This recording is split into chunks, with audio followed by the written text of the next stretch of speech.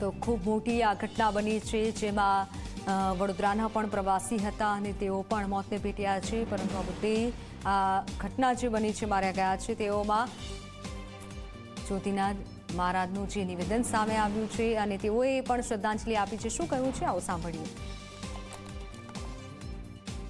હાલના સંજોગોમાં છે દુઃખદ બનાવ, જે સમગ્ર વિશ્વને હચમચાવી દીધું છે. તે દુઃખદ બનાવમાં હતાહત થયેલા દરેક લોકોને શ્રદ્ધાંજલિ છે.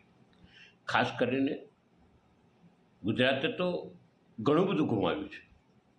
વડોદરામાં 27 થી 28 જણ છે, આણંદ છે, ખેડા છે, દીવ છે, અમદાવાદ છે, તેના પરિવારો અને સાથે સાથે એક મહત્ત્વની વ્યક્તિ પણ પૂર્વ મુખ્યમંત્રી વિજયભાઈ રૂપાણી, જે ખૂબ જ મિલનસાર સ્વભાવના હતા, તે પણ દરેકને શ્રદ્ધાંજલિ આપું છું. ભગવાનને પ્રાર્થના કરું છું કે દરેકના આત્માને શાંતિ, દરેકના જીવનનો જે આ રસ અહીંયા પૂર્ણ થયો છે તે એમને ભગવાન એમના ચરણોમાં સ્વીકારે તેવી હું પ્રાર્થના કરું છું.